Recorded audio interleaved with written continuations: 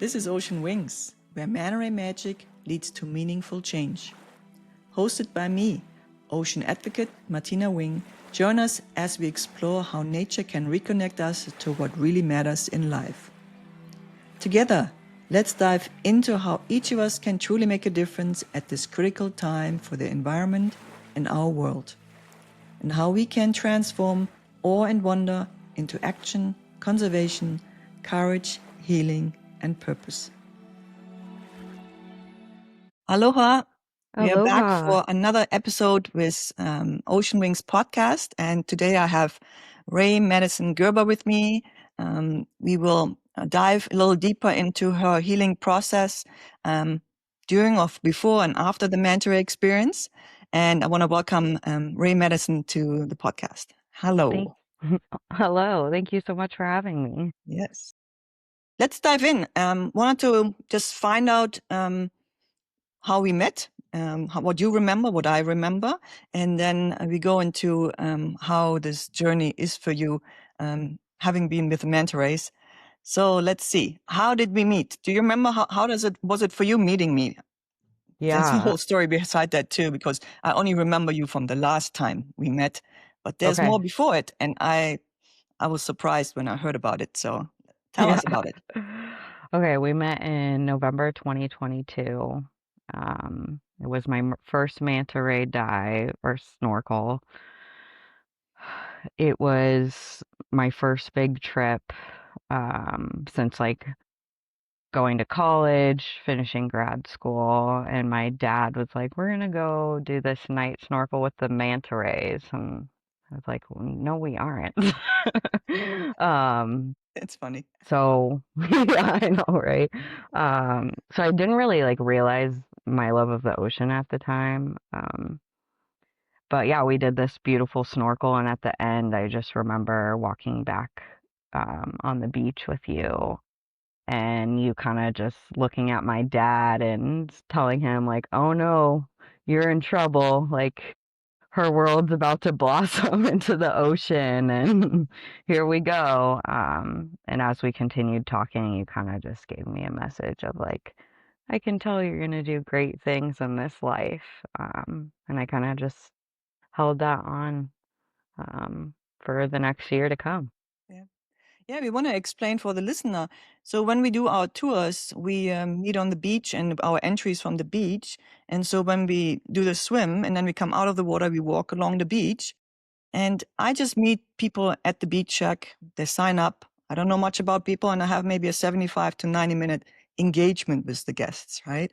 I'm good with faces, but I'm not good with names. So just apologize for that for any future if someone meets me.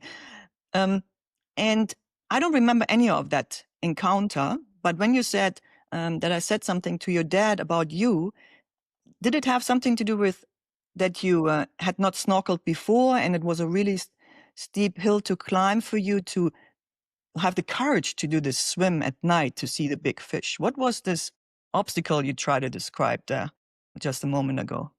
Yeah. Yeah, I hadn't really snorkeled before. I was a big lover of the ocean, like knew how to swim really well. Grew up in San Diego, but probably could count the number of times on two hands I went to the ocean. Um, I think for me, like getting ready in the gear, I was anxious all day about like, can I do this?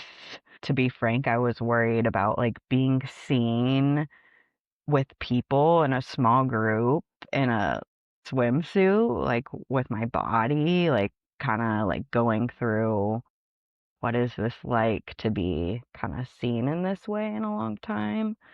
And I just remember like walking on the beach to the location where we were going to start swimming out. Um, I just like was trying to convince myself, you just got to get to the water. You just got to get to the water. But kind of that like claustrophobic, anxious feeling.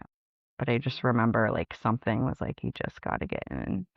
And as soon as I got in, like all those thoughts just faded. All the body thoughts, all the like, I can't do this thoughts. and it was just happy squeals from then on. Yeah. It's interesting, right? It's an instant change of mind, whatever that means for folks, right? But it's this emotional before, and then there's a switch. You literally, you put your face in the water, and then the ocean world, and then the emotions that you feel are completely different. And the anxious or the intimidation, or it's all gone. I mean, it's just like you're in this world now. That's what you carry then out of the water, right? And then that's what I wish for people, to carry that with them and make meaningful change, whatever that means to my participants, right? So then you came again, and I believe that was the first one was November 2022. You came Uh-huh. back November 2023, Yes. and I still don't remember that encounter. I'm really sorry, It's but okay. tell me what happened between. Something happened between that year already for you, and that maybe ties into your career choices, that you in your 20s you made a career choice, and that maybe ties into it. So tell us about how it ties in maybe into these meaningful change for you, and what your thought process was, or your takeaways from this first manta swim to the next manta swim. Tell For us about sure. it. So I'm a licensed professional counselor, and I got my degree with a master's of professional mental health, with a specialization in addictions. And I kind of just went into that field. I had a family history of addiction, and just that kind of is what inspired me to go that direction. And I really started becoming interested in this concept called body trust, and became a certified body trust provider. And what that really is trying to help folks come back into this knowing of their body in a society that gives us messages all the time of how to occupy our body, how to live with our body, what to do on our body. So really just stepping into that. And in my first therapist job, I worked as a therapist at an eating disorder treatment center.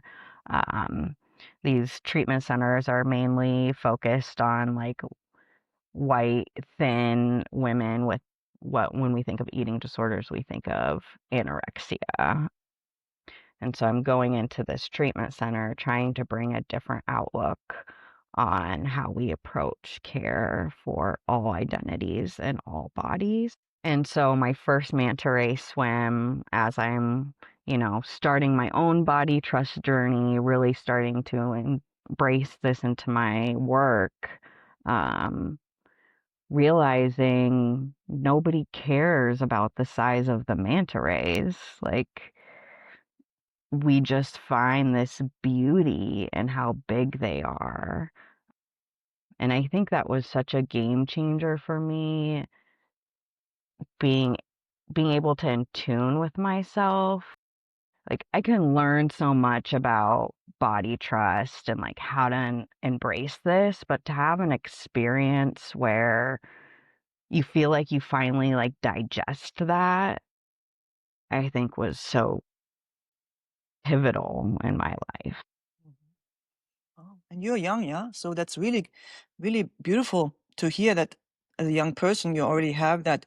Now you know how to trust. That's the instincts are right. That's what I hear you say. I don't have much knowledge of body trust philosophy or teachings, but what I hear is like you had this moment where you're like, the man rays are big. It's okay. There's enough space, right? Everybody has their space, and I don't have to worry about it so much, because you can feel it for yourself. You can also then teach better or help heal people, and Yeah. bring it to the folks that you are a therapist for. Is that Yeah, about right? exactly. Yeah. Exactly. Yeah, maybe I want to chime in with a small side story about the manta rays. Yeah. So the manta rays we see in this particular bay where we work at this moment is the normal size. It's the reef manta. So something between 3 feet in wingspan to maybe 8 feet. We don't get the really large females, but I don't want to mention the largest female we see, and that for 33 years, and her name is Big Bertha. So while she doesn't show up at this particular viewing site, she's seen at the other two locations on the coastline. And Big Bertha Yes, she's big. So she's about, let's say, 12, well, 14 feet. I could pictures, and I have pictures. And actually, I've seen her so much. I created a pregnancy diary for her because, when she was named, she was not called Little Bertha or just Bertha. She was identified in 1992, and someone named her Big Bertha. So she was already a grown-up female. It takes about 10 to 15 years to be a sexual mature female. And then over the years, me diving with her and filming, I created this pregnancy diary where you can see how this large female is pursued by the boys and then whatever happens afterwards. But she is impressive. I mean, the female manta rays are larger than the males. And you were impressed by, we call them teenager sizes, right? And it Mhm. started something within you. But I wanted to just mention Big Bertha because she's a real staple manta ray Yeah. on this coastline, and she easily could be 40, 50 years old. We know her for 33 years at this point. So if you think of 10 to 15 years to sexual maturity, she could be easily, I don't know, 33 plus 15 is 48. And Yeah. it's just an amazing thing here on the coastline when we think about the size and how impressive it is for the participant to like, oh, hey, that's a big fish, right? That's right in front of me. And I think it's so beautiful for you, what you carry with that. In your young years, you're like, no, it's okay what I feel and the trust that I have for my body. But I don't want to take this away. It just, well, that's what I hear you say. This Yeah. with this in your career choice and how it tied into first Mannery swim. And then you just said, well, I guess I have to come back because this gave me so much. Is it Yeah. accurate? I don't know. Tell me. Yeah, that's 100% accurate. I held on to it throughout that whole year. I got promoted in my job. I was really burnt out, but not only burnt out, just really holding a lot of moral injury with my career, like being in a for-profit company, trying to enact social change, and just being in a rock and a hard place with my own ethics and then like what the company was trying to do and just like the systemic oppression we have in our healthcare system. So when I came in November 2023, I was at a really low point, I think. Like, how do I find re-inspiration in my job? Part of me doesn't necessarily want to be a therapist anymore, but I remember like one of the main messages I took away from that first swim is like keep moving forward because the manta rays have to keep moving forward. Maybe these are the waters that are no longer serving me and I have to keep moving in different waters. So I think that second manta ray swim was just a re-energy of reminder of like this isn't all being. Like you can make change outside of this bubble you're in. Yeah, I think it also was a point of, I remember that manta race when I went with my grandma. I remember specifically kind of staying on my own and like not really fully with the group because I was like looking for more teachings of the ocean. And I remember the teenage mantas being around, and I think the message I took from that was like, where is my inner child in all this? And how can I honor her? And I think that came with a lot of grief. Grief for like not denying, but how did this like loss of my love of the ocean come to be? And just like grief with how I've engaged with my body throughout my life. Just grief for the world and like how the healthcare system is just meant to keep people stuck. Mhm. Um, Yeah, it's a so difficult yeah. world to navigate. It seems to get more and more complicated. I mean, I'm a little older than you, but things were a little easier because we didn't have so many choices back. I'd say, how old am I? I think WH. How about that? So, Okay. um, but today, so many choices, so many influence, so much media out there, and so you cannot go back and say, I couldn't go back and I say, I know it was different way back and it worked too. You don't have that knowledge yet because you're like, okay, I live in this world and I want to make change. I want to create a better world, but you cannot fall back to that knowledge that it worked back then too, simplified life or less options, and, that's, I think it's a very interesting path for me too, being now a little older than double the age of you, to see that you cannot go back and hold on to that. Well, I can hold on to it. I know life can be just fine, even if it's simpler, right? I hear that several times now from young people. I will have more young people on the podcast because the navigation of this world is quite a challenge right now for all of us, and as an environmentalist for 30 years, I say the same thing. We don't want to lose the man race. This is a really special event. It feels like a reset button. That sounded a little bit what you said. You needed a reset from this year that was pushing you and pulling you into two different directions. And then Mhm. maybe the second swim gave you more, again, I don't know, but you tell me, like a reset, like, okay, I know this is the good thing for me, being in the ocean, having more time in the ocean. Mhm. Tell me, Yeah. I'm just hearing you say things and I'm trying to, um, yeah, follow your path of thought process along the Mhm. way. Yeah, I think it came to a point of I need to start doing this for me. I think, yeah, it really just pushed me to like make that change. And so what I did was I came back. I fought in my brain for 8 months at work. And then I took leave, and I took care of myself. I got scuba certified. I moved to San Diego. I started thinking about like how can I merge body, trust, and the ocean together.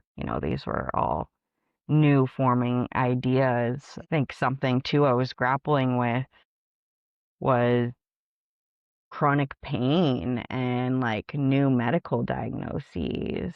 And it's really interesting to me that every time I'm in Kona, I don't have pain. The diagnoses don't affect me as much. And yeah, it's like, what is that telling me? And I think that really allowed me to listen more after that second swim. And then, so the career change, did you leave that company and then make Yeah. change? Yeah, so I left the company. I took leave for a while, moved, and then actually the third manta ray swim came around. At this time, I did accept a new job at a small group practice for with the main focus being all people of color as therapists and working like with mainly BIPOC clients and like racial trauma. I started working there January 2025 and I love it. You love it. I love to hear Yeah, that, yeah, So the one door closed, one door opened, right? And exactly. what I hear you say is like your heart is in a better place.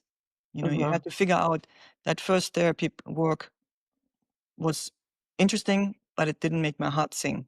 And I had to figure out what makes my heart sing. And then you found the next door to open up. But there's these phases of you just have to figure out to go through it, right? And fun thing you said earlier, right? It is very true. I said that as the life lessons that come from the manta ray swim, or just from the manta rays themselves. It is a creature of perpetual motion. Manta rays never stop swimming. They would suffocate their fish. They need the gills oxygenated, so the water has to go over their gills. So their motion through the ocean is forward. And they cannot go backwards or stop. They would sink. So they have to keep moving forward. And you did that too. Literally, we all have to do it because our heart keep beating and the time goes by. So, but there are hard times and then there are times where you feel like more content with your heart. It's really beautiful to hear that you found this new adventure or job, I guess. So, where the work just makes more sense, right? Yeah, So, yeah. So the therapy work is now centered around BIPOC people. That's what I heard. And yeah. but is it also the body trust Y- in the same comes So, in? I bring that modality in with almost all my clients. Hmm. So yeah, it's a method I work off of. A big specialty of mine is working with folks in larger bodies and trying to heal, yeah, their trust with their body in a society that is anti-fat and has a stigma around weight. Weight equals health, and in order to be worthy of love, we have to strive for thinness. And so I really, yeah, like that's kind of the hone of my work, but I work with so many different clients, and I just find that body trust, I think, relates to everybody and everyone. Yeah. Yeah. Yeah. So I'm German, and I grew up already being inundated with like, do this diet, do this diet, this diet. That's a long storyline of or narrative that we are being under, that is put on us. And I love that you have this. Um, yeah, it's a specialty of yours to always tie it back to um, the trust your body versus the narrative. You know, there's so much knowledge about it as well. And I believe you have a society that you work with, or is it association? What is it? Yeah, it's a Center for Body Trust. Mm, They created the body trust modality or way of being through multiple teachers mm, that they've learned from throughout their life. And yeah, they have a book about what body trust is, how to reclaim it, and a podcast as well. But yeah, it's been, I would say body trust like definitely saved my life for sure. Like, yeah, 100%. that's beautiful. We will put that in the show notes. So if anybody's interested in finding the connection that you had, or maybe you're in a similar situation, like Rae Madison, that just felt like I heard something saying you saying it's like these worries. I walk along the beach in my in swim gear or swimsuit, right? What that actually did all day to you, you know. Just to let you guys know, we're all in the dark. It's a night snorkel. So if there's any worries, that maybe lightens your mental load a little bit, but don't worry about it so much. Maybe learn a little bit from Rae Madison and the body trust and what they do. I think that's a beautiful, meaningful change that came from your swims, right? So Yeah, it's I love 100%. that. Yeah. Absolutely love that. So thank you for sharing that. All right. So now you came back a third time. So which is pretty unusual for participants. We do have, we call them repeat customers. But you know, Hawaii is it's the most isolated chain of islands in the world. It takes time to travel here. But I believe you're in California now, right? So it's maybe easier to hop over to the islands. And so you came a third time. So tell me what happened Yeah. there. I do remember this very distinct meeting you and how we connected there. Yeah. Had to do with an email you send us. So just tell us a story. What happened? Yeah. So I had the privilege of coming out a third time. This was, I had just moved to San Diego a month prior. I wasn't working. I was definitely finally feeling like I could breathe again from all the stress from my past job. And yeah, I was reached out. It has to be with Martina. I'm not gonna do this swim without her. Yeah, to explain, you send an email and say, I'm gonna come, and Martina has to be the guide. And I see this email in the inbox. I'm like, what did I do? So, like, this is, and then I looked it up. Oh, she's been with us all three times. It's the third time. I'm like, okay, let's put some extra notes. And of course, I'm going to try to be there, right? So that's Yeah. just on my end what happened. I'm like, okay, this must be something special. So please continue. But that was my Yeah. end. I was like, I can change any day. I'll make it work. Mm. We did the swim the day after the election, I believe. Yeah, we switched actually. I think you wanted to come on the 5th, and then we switched it to the 6th because I didn't want to Yeah. work on the 5th. And it Yeah, was I just, don't know what I was thinking. yeah. Yeah, so we switched it, and that was hard. Like having the privilege to be in this beautiful, magical place, having the privilege to go on this magical swim in a time that's dark, and we all needed some sort of light, and here I am like the next day having this privilege to do it. So kind of just sitting in this, but knowing that a lot of the country and the world is holding this heavy pain and grief right now. We came down. I was with my partner this time, and it was you were just there sitting in the shack, and I remember hugging each other and crying a little bit, being Yeah, in that isn't it community. therapy? If you go through grief, it's a shock value. First, a shock, right? Just like Mhm. you can't believe it. Yeah. So yeah, um, yeah, our hearts were very, very heavy that night. I remember that too. Hmm. Yeah. Yeah. Yeah. And I knew you were coming, still not knowing who you were, but as because the last 2 nights at the times I just didn't have that connection, you know. But when you walked up, I'm like, oh, that must be her, kind of, you know. And then yeah, and then a big hug, group hug for sure was Yeah. happening there. So please Yeah. continue. Yeah. It was a beautiful moment of community and connection. And I think just right where, like full circle, right where I needed to be. And yeah, this time I had my scuba certification. I was really excited to tell you that. I was, yeah, starting to really, like, now I feel like I'm like this ocean listener, one with the ocean at this point.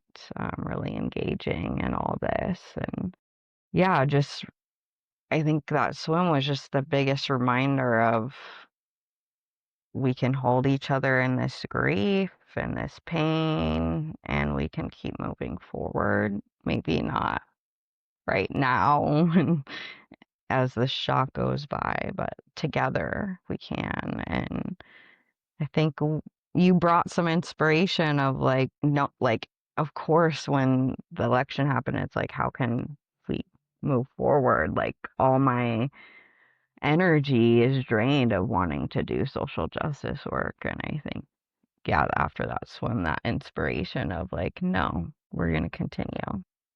Yeah, that's it's pretty much therapy as in that sits through the emotions, really sad emotions and all kinds of emotions that keep you down, right? More in the gray space, but then always see the little lights over there. That happened to me when I saw the man rays for the first time. I was in a sad chapter of my life, and then I did the manta ray swim, and I'm like, wow, ocean angels. These are beautiful, big creatures, you know, these sparks of light, you know, and we can all agree. Um, I hope my listeners agree with us too that we're looking, living through very difficult times, dark times.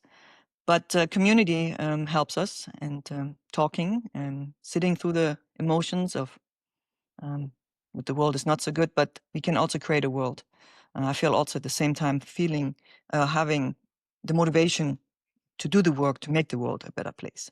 And everything, and we're not the only two feeling that way. There's a lot of movement within the country, within the world, around the world, to make meaningful change. I mentioned it the other night to some customers. You know, it's the decade of decisions. I say that for years, well, 5 years. I guess it's the decade of decisions, where the planet is either going one way or the other, right? So it's really a decision of what our children will inherit. So for 5 years, I say, hey, hopefully this Mannery swim inspires and motivates you to look at the environment through a different lens, you know, because we can't do it without it. Now we're at 2025. Bad decisions have been all around us. But then at the same time, you feel this movement within a country to see there are so many problems that are against us or to be solved. You know, how do we get there? And it's, you know, let's say it, policies. Policies have to be in place to make the world spin differently, right? Hmm. And Yeah. if we all engage in that, in this whole process more and are informed citizens, things can happen. So what I said to my customers is like, let's envision 40% of the United States have engaged citizens. Just imagine the number. So then I drill it down. I'm like, okay, if I have 100 customers over the month and 40 of them leave this place and say, I want to make meaningful change. It's math, right? So Hmm. can we make the 40% can turn the ship around to a better place so you have a different future and not a bleak one, right? And so Yeah. I just that's what I tell myself too. It's like let's just keep chugging forward, and I guess the optimist in me, um, and living in this beautiful place and have the opportunity to do that and tell people that you have the opportunity to talk as a therapist with people and find that perspective. So, but Yeah. enough about me. This is your conversation. But it's really beautiful for me to have more than 75, 90 minutes engagement with a participant, and you can shine a light on so many other things, what folks do around the world. Yeah. Yeah. Totally. I mean, the ocean, our bodies are so political, and I think if you're engaging in the water, if you're engaging in the manta swim, like you are part of it. And I hope if you're in the ocean, you're doing your part too, and or like starting to learn how. Yeah, I think being in San Diego, it's a beautiful place. I have a lot of privilege being here. It's a big destination for vacation, and I go do snorkels all the time, and just to see how many people engage in the water with no awareness of, I mean, I don't know what's going on in their life, but just the way they act in the water sometimes just makes me really sad. Like, you're part of this ecosystem, and how are you contributing to it or destroying it? Right, right, yeah. I actually want to chime back to where you said earlier you're scuba certified now.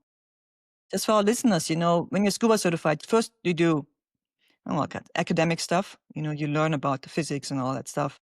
There are so many rules in scuba diving. It's in itself a sport that you really have to follow the rules. It's like a pilot. You better know what you're doing, right? On scuba, you need to know what you're doing. Has to do with compressed air in your lungs and all kinds of things. So, and then you have academics, and then you have confined water training on the equipment, and then you go into the ocean, and you do 4 open ocean dives, and then you have a certification. It's called the open water scuba certification. And it opens such a new world to everybody who's doing it. Now, of course, the best thing is to keep trying, keep diving. It's an expensive sport, I have to say. You have to go to, you want to have recreational vacations and go diving then, and it's time in between, and, so you have to refresh yourself. So it's a sport that you really have to keep up. But you're definitely better skilled, and mm, in my world, we are very strict about prerequisites. We want to make sure people have the skills to do this swim, and you definitely go from 0 to 100, right? I hope you had snorkeled before you did the first time, right? Maybe 1 or 2 or 3 times. Yeah. Yeah. Yeah, definitely one or two, three times, more when I was younger. That morning of the manta swim, me and my dad did a little snorkel in the ocean just Right. to Yeah. prep. Yeah. Yeah. Yeah. We want folks to be prepared. The manta swim is not a first time snorkel experience. It's just too much going on. It's like, and so that's why we have the strict prerequisites of you need to know how to swim in water too deep to stand.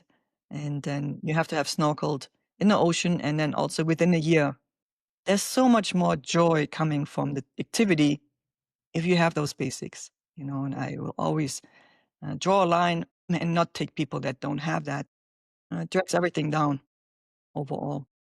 But you took the meaningful change. You kept going. You go to scuba diving, more trained. I hope you do more diving. And now, the other day we texted each other, and you said, "Yeah, I'm just coming back from snorkeling." So, what did you do there? Yeah, just went out. The visibility has been beautiful. And just did beautiful snorkel off La Jolla shores. There's taupe sharks, leopard sharks, turtles out, horned sharks. I kind of feel like I'm a little protector of the ocean when I'm out there. When we were texting that snorkel, there was 2 snorkelers that I witnessed. There's a famous sea turtle in La Jolla named Scar, and he's kind of always around. And I've been learning where he like goes, and I've been able to find him every time I go out there, which has been special. But these two snorkelers, I saw them touch Scar, and I just kind of went up to them, and I was like, "Yo, like that's not cool." They're like, "Yeah, but agreed, but just a little goodbye pet." And I'm like, "No, like it's not a little goodbye pet. Like his name's Scar. Like he's here because people respect his space." And so yeah, that was my little snorkel. It was beautiful. I try to just take every opportunity when I go in the ocean. I give a little like prayer of I respect you, please keep me safe. And then, if I see something, say something, pick up trash. But yeah, I hope to create a group or practice where I can do kind of like a group therapy with individuals, kind of tying in the ocean and body trust, and can we get in the water together and try to engage in this trust between inherent knowing of our bodies, and how does the ocean help us do that. So my goal is to create like some type of group therapy for individuals around that.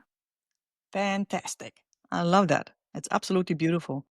The ocean, the body feels so different when you're in the water, right? I mean, if you're in a bathtub, it's already different, but in the pool, the lake, but then in the ocean with all, especially on the Pacific where we are, you as well, when light movement, heavy movement, there's all the things you need to know or trust that it all works if you have the skills, and only do it if you have the skills to do it, and read the room pretty much. Read the room, that it keeps you safe, read the ocean, I guess. Yeah. So there's so much, come back to nature. That's the Yeah, message here. Come back to the ocean, protect it at the same time. Spend the time on the planet that you have with the meaningful work for a better future. That's what I wish, that this podcast inspires people and that we get to a better place. Maybe the work has to be done, let's say 5 to 10 years, give it 5 to 10 years of real activism in this country. There is a different world possible. That's what yeah, I'm hoping for. Yeah. me too. I think a big thing we're also talking about here is how trauma lives and stays in the body. And I think about like how healing the ocean can be, but also kind of if you're in a space can give you room to grieve, process, unlock trauma and healing. So I think that was also a big part of my manta experience, was just allowing this avenue of being held by the ocean and the mantas to really dive into where I was holding all this trauma in the body. Yeah. I mean, that's a beautiful conversation we have. You are an expert in trauma work. That's what therapists do, right? And um, as far as I know, there are many different traumas, big T's, small T's. The body holds it, right? Um, and then there's the tools you can use to, like you say, unlock, release, and that's healing. And I want to mention, I'm hoping we will have on the podcast as well a psychologist from, I don't know, 2 or 3 years ago. Because of all these years, I'm trying to figure out what is it that makes the manta make us feel so different or good or inspired. I mean, there's so many words you can describe what this manner experience does for you, right? And then I had this lady working, swimming with us, and she had also done it several times. And she said, the manta's superpower is to push trauma into high gear. Maybe not the exact words, but this is how I heard it or also repeat it. There's the superpower for the manta rays. And that's when you say also the ocean and with the body trust and what it all, the trauma that's holding in the body and all, how it's connected. And the superpower is some kind of unlocking mechanism within us. And I love to explore that. I love to hear stories from folks, what it does for them or did for them or will do for them, how they carry it through life to make Yeah. meaningful change, Yeah. So I love my tagline, I have to say. I love it too. Which would tie into our t-shirt. Every of my podcast participants will get this t-shirt. I have it over here too. So Rae Madison, you will Yes. get this t-shirt in the mail. It says Manta Rae Magic to Meaningful Change. And then the backside is a manta ray. And the manta ray has lots of names in it. And these are all names that have been named over the years. So I know how Love to it. say that. I love it. Yeah. So yeah, what a beautiful conversation. Thank you so much for joining us. Check out the show notes. We will have links to the body trust information we discussed. If there's anything you would like to know, let us know, make comments, send us an email. We love to engage with everybody and make the world a better place. So thanks for listening, and thank you, Rae Madison. Yeah, thanks for having me.